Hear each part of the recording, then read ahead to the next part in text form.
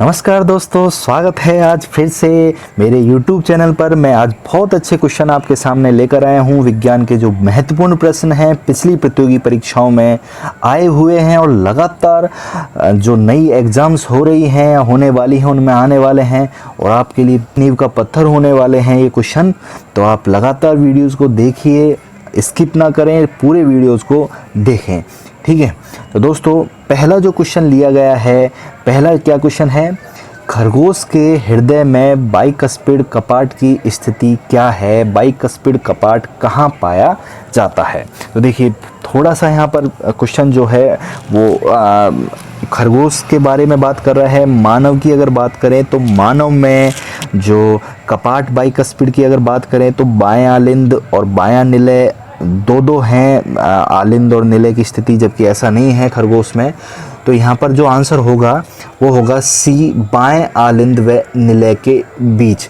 देखिए दोस्तों खरगोश में जो है आलिंद बायां है और निलय जो है उसके बीच जो पाए जाने वाला कपाट है उसका नाम है बाइकस्पिड कपाट, ठीक है। तो पहले क्वेश्चन का आंसर क्या होगा, सी। दूसरा जो क्वेश्चन है वो देखिए, चोटग्रस्त भाग की ओर WBC के एकत्रित होने का कारण क्या है। मतलब चोटग्रस्त जो भाग है उसकी ओर WBC क्यों एकत्रित हो जाती हैं। अब WBC के बारे में हमने बहुत पढ़ रखा है। WBC की अगर बात करें, मैंने वीडियोस में बात की है। WBC शरीर की सुरक्षात्मक या खून में पाई जाने वाली सुरक्षात्मक कोशिकाएं जो शरीर की सुरक्षा करती हैं। अब ये जब चोट के स्थान पर इकट्ठी हो रही हैं तो उसका कारण देखिए, पहला ऑप्शन है केशिका पारण, दूसरा है हीमोलाइसिस, सी है फैगोसाइटिस। ये तीनों क्रिया ही WBC के एकत्रित होने का कारण होंगी। क्यों होंगी? क्योंकि सिंपल सी बात है, फैगोसाइटोसिस भी क्रिया होगा वहाँ, हीमोलाइसिस भी होगा और केशिका पारण जो कि खून का रिसाव है, रक्त का रिसाव है, तीनों प्रक्रियाएं वहाँ होंगी चोट के स्थान पर। इसलिए WBC का वहां पर इकट्ठा होना नेसेसरी बन जाता है। तो ऑप्शन क्या होगा यहाँ पर, डी, उपरोक्त सभी। मतलब ये जो तीनों सेल्स, तीनों रीजन्स होंगे, तो आंसर क्या है, उपरोक्त सभी, ठीक है। नेक्स्ट जो क्वेश्चन है वो सुनिए। तो नेक्स्ट जो क्वेश्चन है, आप लगातार वीडियो को देखते रहें और क्वेश्चन पे थोड़ा नज़र रखें। हृदय स्पंदन बाईं ओर ही पहचाना जाता है, क्योंकि बहुत अच्छा क्वेश्चन है, इंपॉर्टेंट क्वेश्चन है। बाईं ओर क्यों पहचाना जाता है? देखिए दोस्तों, अगर बात करें इसका बहुत सीधा सा आंसर बनता है। हम एक ऑरली आंसर दे सकते हैं कि हमारा हृदय बाईं ओर होता है, लेकिन ऐसा जो कि पहला ऑप्शन भी है, लेकिन जो बी ऑप्शन है वो भी ऐसा ही है, निलय बाईं ओर स्थित होता है। ये भी ठीक है, बिल्कुल निलय बाईं ओर स्थित होता है। सी, महाधमनी बाईं ओर स्थित होती है, ठीक है। ये तीनों ऑप्शंस जो हैं वो इसको इंगित कर रहे हैं, लेकिन बात ये है कि रीजन ये नहीं है, उपरोक्त में से नहीं, डी इसका ऑप्शन होने वाला है, आंसर होने वाला है। क्यों ऐसा? क्योंकि तीनों रीजन्स नहीं हो पाएंगे जो कि बाईं ओर पहचाने। हृदय स्पंदन बाईं ओर पहचाना रक्त के भाव पर निर्भर करता है, इसलिए इसका आंसर क्या होगा, उपरोक्त में से नहीं। तो आंसर क्या है, डी, ठीक है। चौथा जो क्वेश्चन देखिए, चौथा जो क्वेश्चन है, रक्त स्कंदन में कौन सा विटामिन क्रियाशील होता है। बहुत ओल्ड क्वेश्चन है, बहुत सारी एग्जामों में आया हुआ है, सभी जानते होंगे आप लोग, लेकिन फिर भी आप थोड़ा इसको समझें। मैं इसका एक्सप्लेन करूंगा थोड़ा कि रक्त स्कंदन में कौन सा विटामिन। देखिए विटामिन हमारे पास होते हैं, ए जो कि आंखों से संबंधित है, बी जो कि शरीर में जो छोटी मोटी बीमारियां उससे संबंधित है, सी शरीर को स्ट्रांगनेस देता है, डी हड्डियों से संबंधित है, के जो है जनन क्षमता से संबंधित है, और शेष जो बचा विटामिन है वो है के। तो विटामिन के जो है वो रक्त का थक्का जमाने में, क्लॉट बनाने में, क्लॉटिंग में या स्कंदन में इम्पोर्टेंट रखता है या इम्पोर्टेंस रखता है। तो रक्त स्कंदन हेतु उत्तरदायी जो विटामिन है वो है के। तो आंसर क्या होगा यहाँ पर, डी, विटामिन के, ठीक है। नेक्स्ट जो क्वेश्चन देखिए, अगला क्वेश्चन क्या दे रखा है यहाँ पर, हृदय की धड़कन को नियंत्रित करने के लिए निम्न में से कौन सा खनिज आवश्यक है। बहुत अच्छा क्वेश्चन है कि जो हृदय की धड़कन है उसको कंट्रोल करने के लिए कौन सा खनिज जो है कार्य करेगा, कौन सा खनिज आवश्यक होगा, ठीक है। तो देखिए दोस्तों, हृदय को, धड़कन को जो कंट्रोल करने वाला है, हार्ट से संबंधित जो है वो है पोटेशियम। पोटेशियम क्या है, धड़कन को नियंत्रित करता है, इसलिए आवश्यक कौन सा है, पोटेशियम, ठीक है। नेक्स्ट क्वेश्चन जो है वो देखिए अब दोबारा, निषेचन की क्रिया कहाँ होती है? फर्टिलाइजेशन की बात करें तो फर्टिलाइजेशन की जो क्रिया है वो कहाँ होती है? देखिए ऑप्शन ए है गर्भाशय में, अंडवाहिनी में, अंडग्रंथि में, योनि मार्ग में। तो देखिए दोस्तों यहाँ पर अगर देखें तो अंडाणु जो है वो अंडवाहिनी या फैलोपियन ट्यूब में रहता है, ठीक है। अंडवाहिनी को हम डिंब वाहिनी भी कहते हैं। तो अंडवाहिनी में जो शुक्राणु है वो प्रवेश करता है, तो अंडाणु और शुक्राणु का जो फर्टिलाइजेशन है वो कहाँ होगा? अंडवाहिनी में। तो इसका जो आंसर क्या है? अंडवाहिनी, फैलोपियन ट्यूब, ठीक है। नेक्स्ट जो क्वेश्चन देखिए दोबारा, मादा जनन हार्मोन है। तो देखिए बहुत सिंपल सा क्वेश्चन है, काफ़ी ओल्ड क्वेश्चन है कि मादा जनन हार्मोन कौन सा है? Option A estrogen, option B progesterone, relaxin, उपरोक्त सभी। तो यहाँ बहुत सिंपल हम आंसर दे सकते हैं इजीली, एस्ट्रोजन। बिल्कुल हम जानते हैं एस्ट्रोजन जो है सुंदरता का हार्मोन है, ब्यूटी हार्मोन जिसे कहते हैं। प्रोजेस्टेरोन प्रेगनेंसी हार्मोन है। रिलैक्सिन प्रेगनेंसी जो संतान के उत्पन्न होते हैं तो जो उत्तरदायी हार्मोन है। उपरोक्त सभी, तो इसका आंसर क्या होगा? डी, उपरोक्त सभी, ठीक है। नेक्स्ट क्वेश्चन देखिए अब अगला जो क्वेश्चन है, जीवन रक्षक हार्मोन किस ग्रंथि से स्त्रावित होता है? बहुत अच्छा क्वेश्चन है, हम सभी जानते हैं जीवन रक्षक हार्मोन कौन सा है? जीवन रक्षक हार्मोन है एड्रीनलिन। एड्रीनलिन हार्मोन को जीवन रक्षण हार्मोन भी कहा है, जो कि विपरीत परिस्थितियों, संकटकालीन परिस्थितियों में शरीर की सुरक्षा करने वाला हार्मोन है। तो कौन सा हार्मोन होगा? एड्रीनलिन। और किस ग्रंथि से स्त्रावित होगा? एड्रीनलिन, एड्रिनल ग्रंथि से। तो एड्रिनलिन एड्रिनल ग्रंथि से, तो इसका आंसर क्या होगा? ए, एड्रिनल, ठीक है। नेक्स्ट जो क्वेश्चन देखिए, नेत्रदान में आंख का कौन सा भाग प्रयुक्त किया जाता है? बहुत ओल्ड क्वेश्चन है, लगातार एग्जाम्स में आया हुआ है, लगातार आता रहता है एग्जाम्स में कि कौन सा भाग दान दिया जाता है, या जो नेत्रदान करते हैं जो लोग, वो किस भाग का दान करेंगे? तो आंसर क्या होगा यहाँ पर? बी, आप फ्लुएंसली आंसर दे सकते हैं, बी, कॉर्निया। कॉर्निया का दान कर दिया जाता है जिससे किसी दूसरे व्यक्ति को की नेत्र में ज्योति कार्य कर सके, या फिर उनकी नेत्र जो हैं आंखें सही हो सकें, तो कॉर्निया का दान किया जाता है, ठीक है। नेक्स्ट जो क्वेश्चन है देखिए, अब फटाफट देखते चलिए, स्क्रीनशॉट लेते चलिए वीडियोस में, जिससे क्या है आप क्वेश्चंस को भी अपने पास में संचित रख सकेंगे। नेक्स्ट क्वेश्चन, मानव शरीर की सबसे बड़ी कोशिका होती है, मानव शरीर की जो है सबसे बड़ी कोशिका कौन सी है? तो हम बहुत अच्छे से जानते हैं कि मानव शरीर की सबसे बड़ी कोशिका कौन सी है। देखिए ऑप्शन दे रखे हैं, ऑप्शन की अगर बात कर लें एक बार, ए स्नायु कोशिका, बी त्वचा कोशिका, सी पेशी कोशिका, यकृत कोशिका। देखिए यकृत की कोशिका बड़ी नहीं है, यकृत कोशिका, यकृत सबसे बड़ा अंग है, त्वचा भी सबसे बड़ा अंग माना गया है बाहरी, पेशी कोशिका भी इतनी बड़ी नहीं, स्नायु कोशिका इसका आंसर होगा, स्नायु कोशिका। तंत्रिका कोशिका जो है स्नायु कोशिका मानव शरीर की सबसे बड़ी कोशिका है, तो आंसर क्या होगा? ए, स्नायु कोशिका, ठीक है। तो आंसर क्या हो गया इसका? स्नायु कोशिका। आगे बढ़ते हैं, आगे देखिए, हीमोग्लोबिन में होता है, बहुत अच्छा क्वेश्चन है, हीमोग्लोबिन में कौन सा खनिज ये पाया जाता है? तो हम देख सकते हैं तांबा, लोहा, मैग्नी, जस्ता। तो हीमोग्लोबिन में क्या होता है? तो आप थोड़ा सा देखिए, मैं आपको थोड़ा समय देता हूँ, हीमोग्लोबिन में क्या है। देखिए दोस्तों लगातार मैं क्वेश्चंस को हल करवाए जा रहा हूँ, लगातार आपके सामने रख रहा हूँ, आप क्वेश्चन को देखिए, समझिए, और ऑप्शंस किस तरह से बनते हैं, ऑप्शन किस प्रकार क्रिएट किए जाते हैं, हम कैसे उन ऑप्शंस का चयन करें, तो उसके बारे में थोड़ी जानकारी हमें होनी चाहिए। हीमोग्लोबिन में क्या होता है, आपने क्या सोचा? तो इसका आंसर क्या होगा? सिंपल सा आंसर है, जो लोहा जो है हीमोग्लोबिन में पाया जाता है, जो कि ऑक्सीजन के सर्कुलेशन, ऑक्सीजन के परिसंचरण का कार्य करता है या उत्तरदायी कारक बनता है। तो आंसर क्या होगा इसका? बी, लोहा, आयरन, ठीक है। नेक्स्ट जो क्वेश्चन है वो देखिए, लाल रुधिर कणिकाओं का उत्पादन निम्नलिखित में से किसके द्वारा होता है? तो लाल रुधिर कणिकाओं में से जो है उत्पादन किसके द्वारा होता है? तो हम जानते हैं आरबीसी, जो आरबीसी की अगर बात करें तो आरबीसी का निर्माण कहाँ होता है एक वयस्क मानव के शरीर में?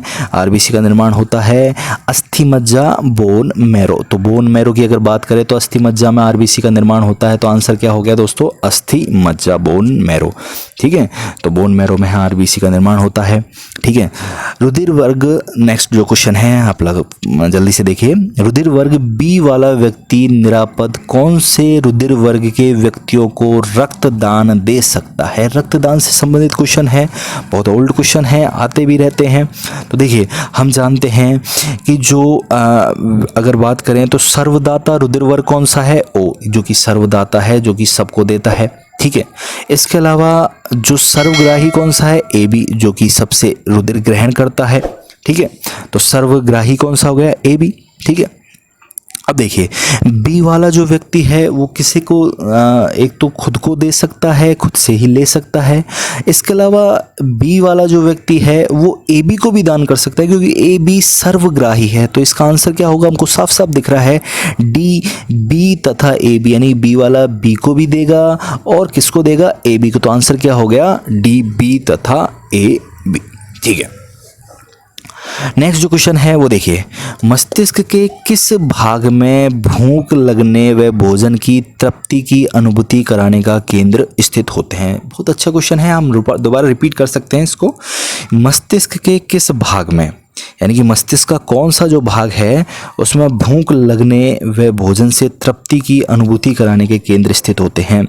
तो ऑप्शन देखिए एक बार दोबारा, प्रमस्तिष्क गोलार्ध, अनुमस्तिष्क, हाइपोथैलेमस में, या मेडुला ऑब्लंगेटा में? देखिए दोस्तों, मैंने मस्तिष्क का जो आपको चैप्टर पढ़ाया था उसमें हमने बात करी थी कि मस्तिष्क का जो पहला भाग है अग्र मस्तिष्क, अग्र मस्तिष्क के दो पार्ट होते हैं, कौन कौन से? एक तो सेरिब्रम और दूसरा डाइएन्सेफेलॉन।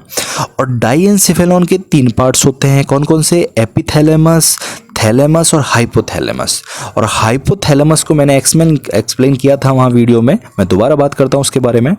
हाइपोथैलेमस को इमोशनल ब्रेन कहा गया है, मस्तिष्क का महत्वपूर्ण भाग है जो भूख, नींद, काम, क्रोध, ये सारे जो भी इमोशंस हैं एक ह्यूमन बॉडी के, उन सब का कंट्रोलर है। भूख, नींद, प्यास, काम, क्रोध, ये सारे कार्य को कौन संचालित करता है?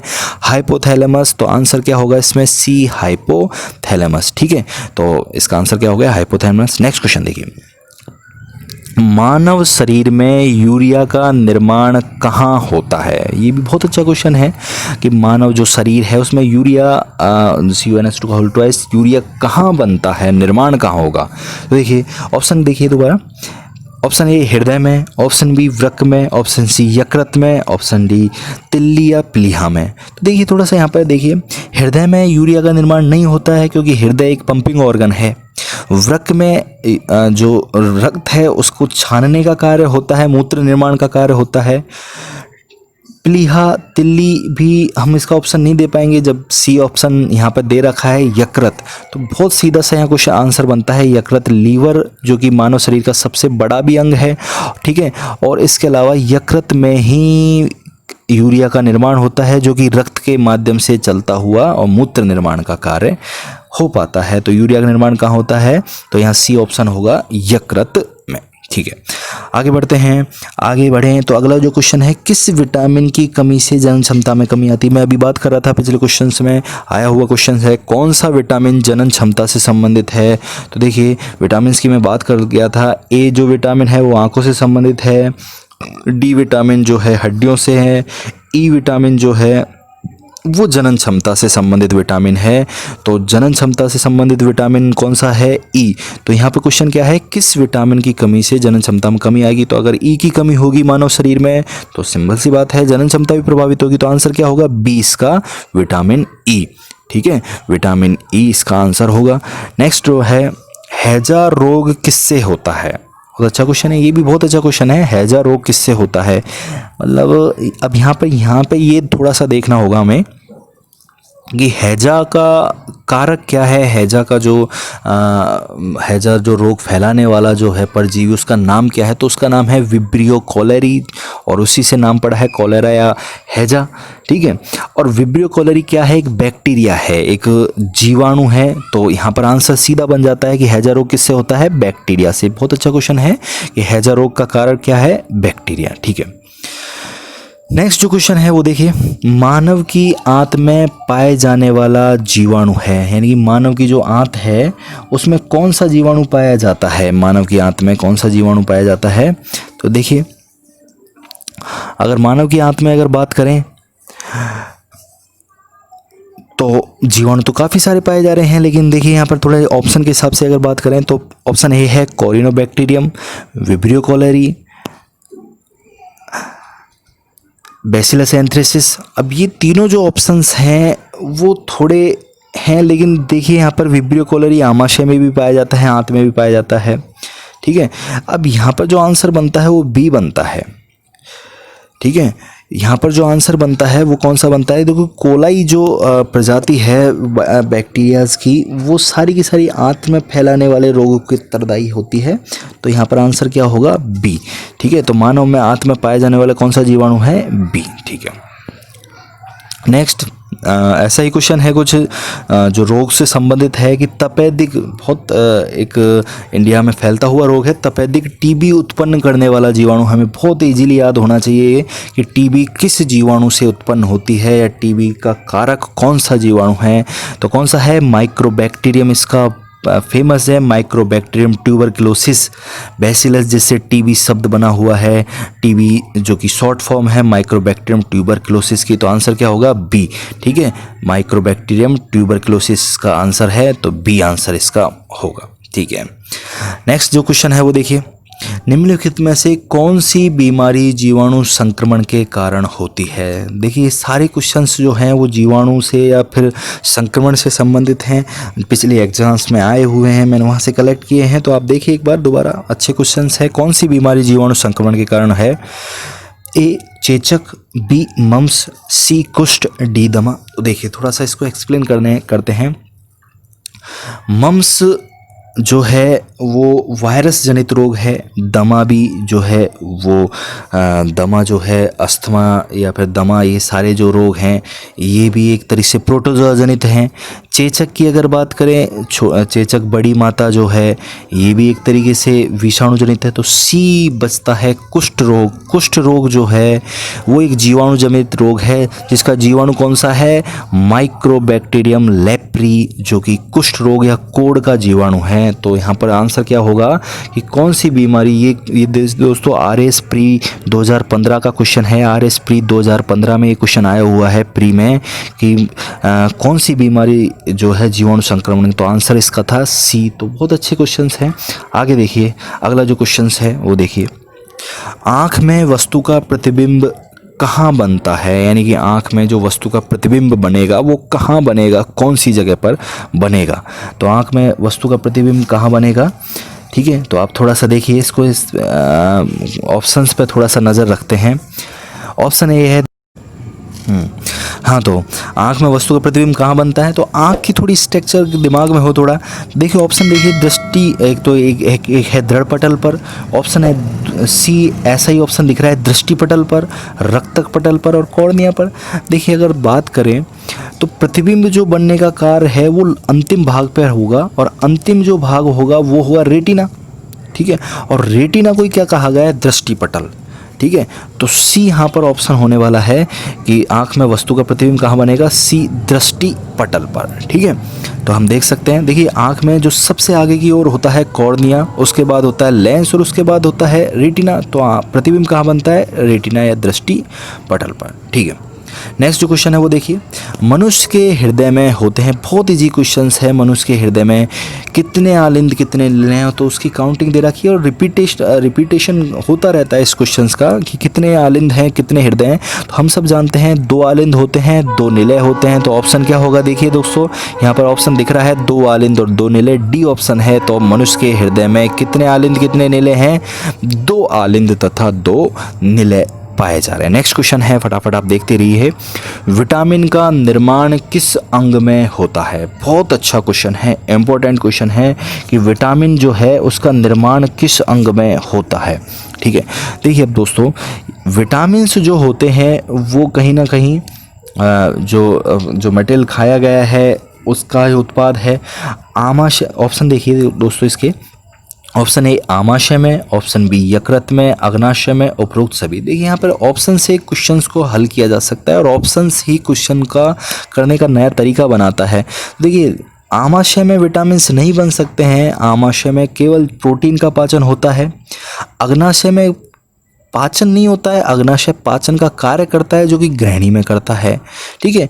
और यकृत की अगर बात करें तो यकृत एक ग्रंथि की भांति व्यवहार करता है और ग्रंथि की भांति व्यवहार करता है, बहुत सारे विटामिन का निर्माण करने का कार्य करता है। तो यहाँ पर आंसर क्या होगा, बी यकृत में आंसर क्या होने वाला है इसका, यकृत या लीवर में, ठीक है।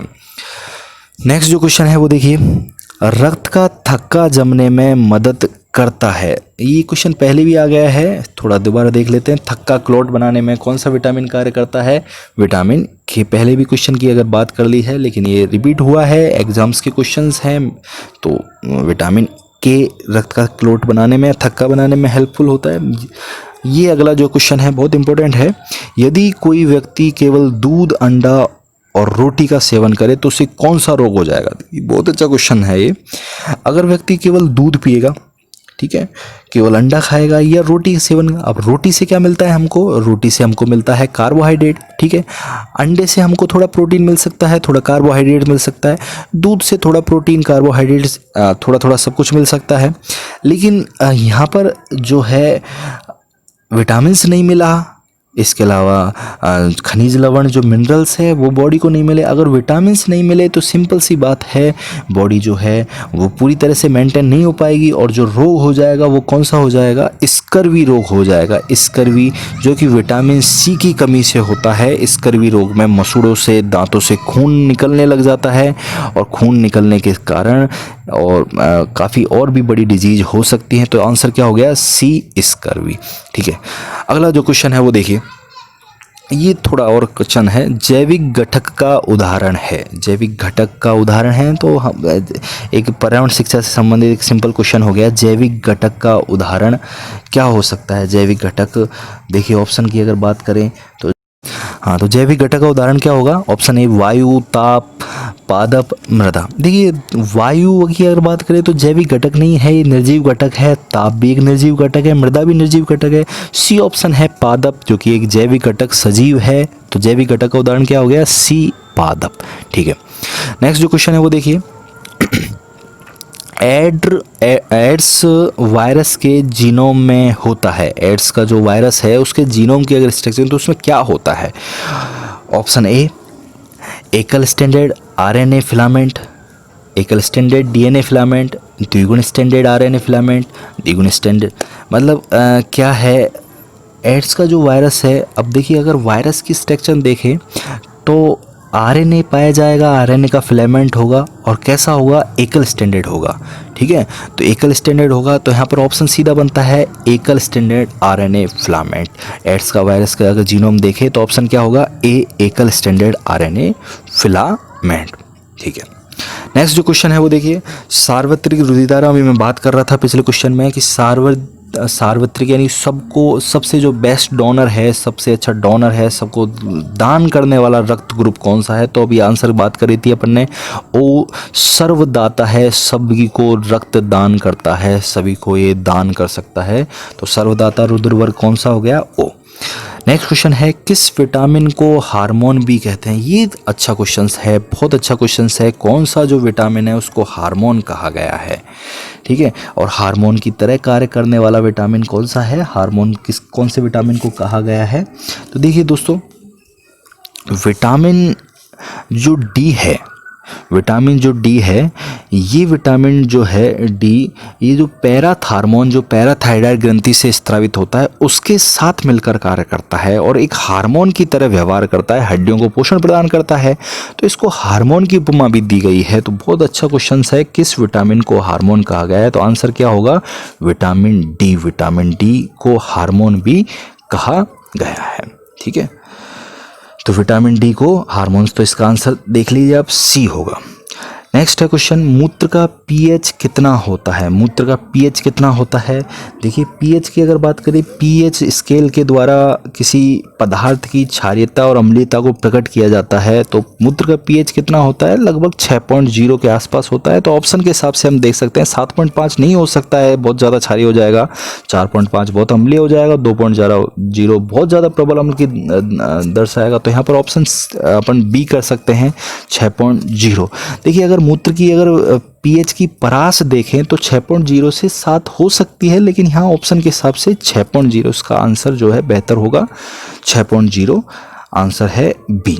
ठीक है, नेक्स्ट क्वेश्चन है मादा जनन ग्रंथि है। मादा जनन ग्रंथि का नाम क्या है? तो मादा जनन ग्रंथि हम जानते हैं मादा में अंडाशय पाए जाते हैं, 2 अंडाशय पाए जाते हैं जो कि हार्मोन स्त्रावित करते हैं, और जो हार्मोन स्त्रवण का कार्य करता है वो ग्रंथि कहलाता है। तो यहाँ पर आंसर होगा मादा जनन ग्रंथि कौन सी है? सी अंडाशय। कितने अंडाशय पाए जाते हैं मादा में? 2। तो मादा जनन ग्रंथि का है अंडाशय। ठीक है, अगला क्वेश्चन देखिए अंतःस्त्रावी ग्रंथि। अब ये थोड़ा सा यहाँ पर पता ऑप्शंस के से आंसर निकलने वाला है कि कौन सी इन चारों ऑप्शंस में से अंतःस्त्रावी। देखिए आमाशय की अगर बात करें तो आमाशय ग्रंथि नहीं है, आमाशय अंग है। यकृत की बात करें तो यकृत भी बहिस्त्रावी ग्रंथि का कार्य करता है, बहिस्त्रावी ग्रंथि है। अग्नाशय की अगर बात करें तो अग्नाशय अंतःस्त्रावी ग्रंथि नहीं हो सकता है, क्योंकि मिश्रित ग्रंथि की कार्य कर रहा है, मिश्रित ग्रंथि की तरह कार्य करेगा। प्लीहा अंतःस्त्रावी ग्रंथि नहीं है, यकृत का ही भाग है। देखिए थोड़ा सा यहाँ पर ऑप्शन थोड़ा सटीक नहीं जा रहा है, लेकिन फिर भी हमें आंसर तो इसका देना ही है। आंसर क्या है इसका? देखो आमाशय नहीं है, यकृत नहीं है, प्लीहा नहीं है, लेकिन अग्नाशय जो है वो मिश्रित ग्रंथि है। और जब मिश्रित ग्रंथि है तो मिश्रित ग्रंथि अंतःस्त्रवण का भी कार्य करती है और बहिस्त्रवण का भी कार्य करती है, दोनों कार्य करती है।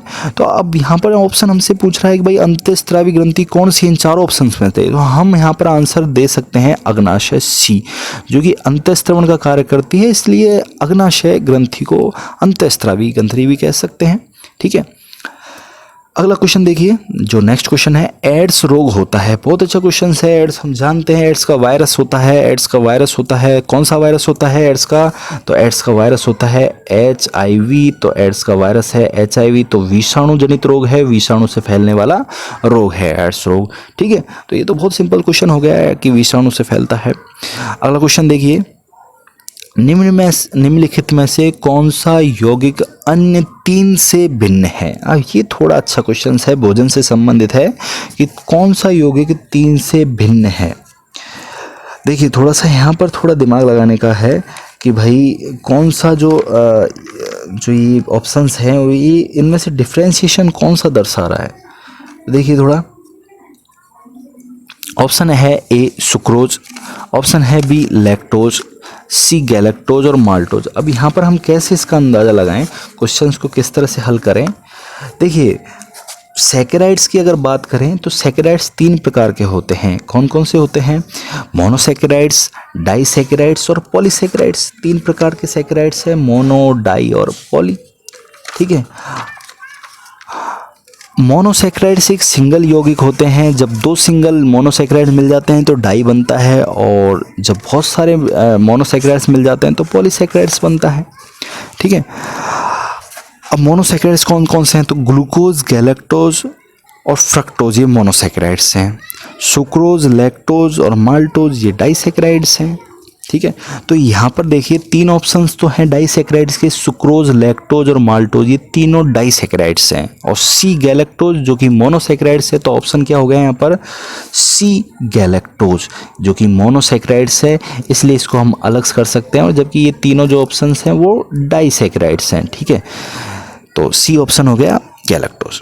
अगला क्वेश्चन है मांसपेशियों में ऑक्सीजन का भंडार निम्न में से कौन करता है? ये बहुत अच्छा क्वेश्चन है कि मांसपेशियों में ऑक्सीजन का भंडारण निम्न में से। अब देखिए मांसपेशियां कौन से प्रोटीन की बनी होती हैं, पहले तो ये यहाँ थोड़ा सा हमें समझना पड़ेगा। मांसपेशियां मायोग्लोबिन प्रोटीन की बनी होती है, मायोग्लोबिन उनमें प्रोटीन्स होता है। तो यहाँ पर आंसर भी यही बन जाएगा यहाँ पर कि ऑक्सीजन का भंडारण का भी कार्य करेगा, तो मायोग्लोबिन जो कि ऑक्सीजन का भंडारण का कार्य। तो ऑप्शन क्या हो गया यहाँ पर? बी आंसर इसका हो गया है मायोग्लोबिन। ठीक है, अगला क्वेश्चन है देखिए आप दोस्तों लगातार क्वेश्चंस के स्क्रीनशॉट लेते रहिए, जिससे क्या है आपके पास जो है आपके आपके सेल्स में, मोबाइल में आपके पास जो अच्छे क्वेश्चन का एक संग्रह हो सकता है। मनुष्य की लाल रुधिर कणिकाओं का जीवन काल, बहुत सिंपल क्वेश्चन है। हम जानते हैं आरबीसी का अगर जीवन काल की अगर बात करें तो आरबीसी का जीवन काल 120 दिन का होता है। तो आरबीसी का जीवन काल कितना है? 120 दिन का आंसर क्या हो जाएगा? बी 120 दिन। नेक्स्ट क्वेश्चन देखिए, निम्न में से जैविक घटक का उदाहरण है। ये पहले भी आ गया है क्वेश्चन कि निम्न में से जैविक घटक का उदाहरण है पादप। पादप जैविक घटक है, जबकि तीनों ऑप्शंस जो हैं वो जैविक घटक के नहीं हैं, निर्जीव घटक है। अगला क्वेश्चन है और लंबा है, थोड़ा सा टाइम खर्च करने वाला है। डॉक्टरों की राय है कि गुर्दे व गॉल ब्लैडर की पथरी से, गुर्दे किडनी में जो पथरी होती है, गॉल ब्लैडर जो पित्ताशय में पथरी होती है, से पीड़ित व्यक्तियों को अधिक मात्रा में टमाटर, अंडे, दूध और गोभी आदि नहीं लेने चाहिए ताकि निम्न के क्रिस्टल ना बन सके। देखिए थोड़ा सा आप समझिए, पथरी जो बनती है, पथरी बनने का कारण होता है कैल्शियम ऑक्जेलेट। कैल्शियम ऑक्जेलेट से ही पथरी का निर्माण होता है। पथरी का निर्माण कैसे होता है कि टमाटर और जो ये बीज युक्त जो पदार्थ हैं उनमें क्या होता है, वो थोड़े थोड़े संचित होते होकर और इस तरह से एक स्टोन नुमा संरचना बना लेते हैं, जो कि कैल्शियम ऑक्जेलेट का अवयवों से बना होता है। तो डॉक्टर सलाह देते हैं कि इस तरह के पदार्थों को नहीं खाया जाए। तो यहाँ पर बी ऑप्शन हो जाएगा कैल्शियम ऑक्जेलेट। तो यहाँ पर सीधा क्वेश्चन भी पूछ सकता था इसको कि पथरी का निर्माण किससे होता है? कैल्शियम ऑक्जेलेट से। ठीक है। अगला क्वेश्चन देखिए, निम्नलिखित में से कौन से रोग बैक्टीरिया से होता है? मतलब बैक्टीरिया से कौन सा रोग होता है? तो यहाँ पर हम दे सकते हैं आंसर। हम जानते हैं तपेदिक जो है वो बैक्टीरिया, टीबी, माइक्रोबैक्टीरियम ट्यूबरक्लोसिस जो है, टीबी जो रोग है वो बैक्टीरिया जनित या जीवाणु जनित रोग है, जबकि चेचक, पीलिया और मम्स ये तीनों रोग वायरस जनित हैं। तो बैक्टीरिया से कौन सा रोग है? आंसर कौन सा होगा? ए तपेदिक या टीबी। ठीक है। जबकि और सारे ये तीनों जो रोग हैं वो कैसे होंगे? ये तीनों रोग वायरस जनित हैं। तीनों के तीनों रोग जो हैं वो कैसे हैं? वायरस जनित हैं। ठीक है। अगला क्वेश्चन देखिए, लार में कौन सा एंजाइम पाया जाता है? ये थोड़ा अच्छा क्वेश्चन है कि लार में कौन सा एंजाइम पाया जाता है। तो लार में देखिए ऑप्शन देख लीजिए दोबारा एक बार, रेनिन, टाइलिन, टेनिन, रेजिन।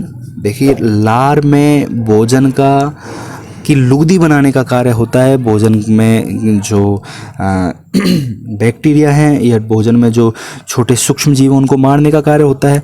तो देखिए एक तो लार में पाए जाने वाला एंजाइम लाइसोजाइम है, और दूसरा जो भोजन का आंशिक पाचन करेगा, लुगदी बनाएगा, वो है टाइलिन या एमाइलेज। तो लार में जो पाए जाने वाला कौन सा एंजाइम है? एमाइलेज या टाइलिन। ठीक है। तो आंसर क्या हो गया यहाँ पर? बी आंसर हो गया है। अगला क्वेश्चन, विटामिन ए उपलब्ध होता है। विटामिन ए किससे उपलब्ध होता है? देखिए अच्छा क्वेश्चन, आलू से, टमाटर से, पालक से, गाजर से। तो हम जानते हैं जिनकी आंखें ख़राब हो जाती हैं या आंखें कमज़ोर होती हैं उनको सलाह दी जाती है कि गाजर, पालक वगैरह खाया जाए। तो यहाँ सी आंसर होगा गाजर से। गाजर से विटामिन ई भरपूर मात्रा में मिल सकता है। गाजर का जूस वगैरह या डायरेक्टली हम गाजर का उपयोग करने से विटामिन ए काम में ले सकते हैं, उपयोग ले सकते हैं शरीर के लिए।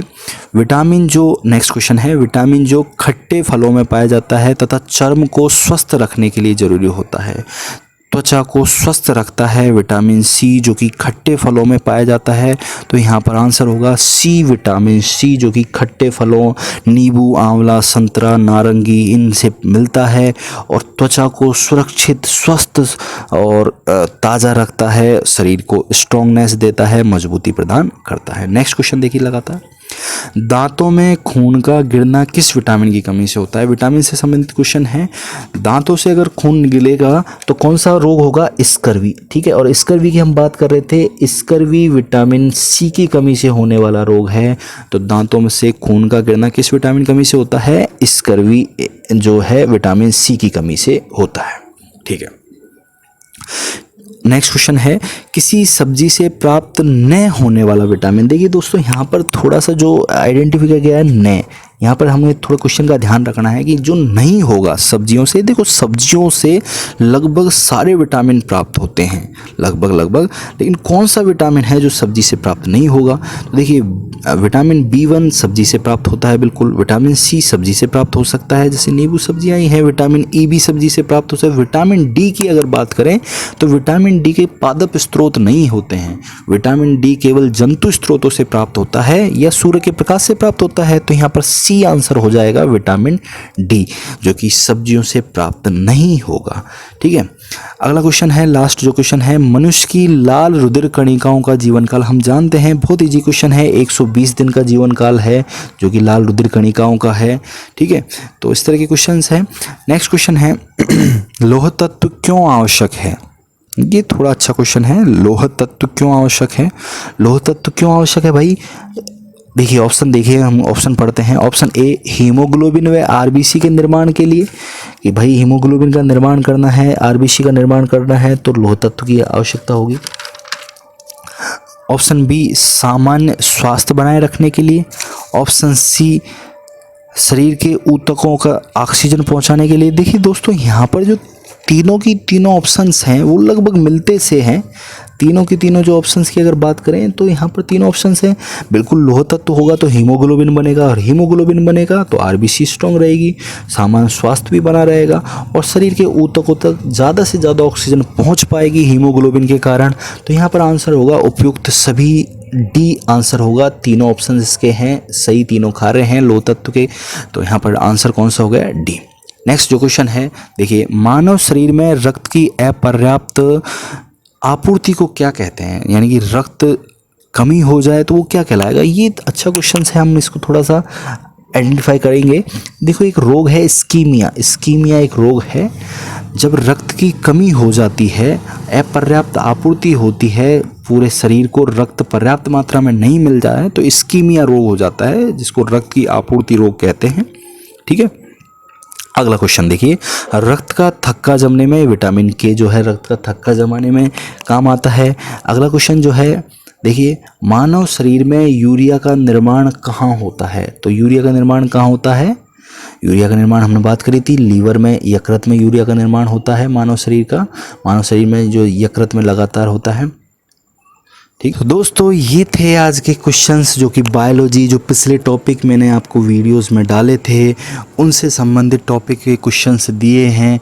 तो आप देखिए लगातार आपकी जो समस्याएं हैं, क्यूरीज हैं, उनके क्वेश्चंस आपके सामने हैं। मैं नए नए क्वेश्चंस जो पिछली परीक्षाओं में आ रहे हैं उनको आपके सामने लाऊंगा आपके वीडियोज़ में। जो है आप वीडियो को लगातार देखते रहिए, और आपकी जो भी समस्याएं हैं, आपके जो भी क्वेश्चंस हैं, मुझे आप कमेंट कीजिए। ठीक है, कमेंट बॉक्स में आप नए क्वेश्चन सबमिट कीजिए जिससे मैं उनके आंसर्स दे सकूं। और लगातार पूरे वीडियो को आप देखते रहिए, सब्सक्राइब कीजिए। मेरे जो नए व्यूअर्स हैं वो लाइक करें, सब्सक्राइब करें, शेयर करें। धन्यवाद।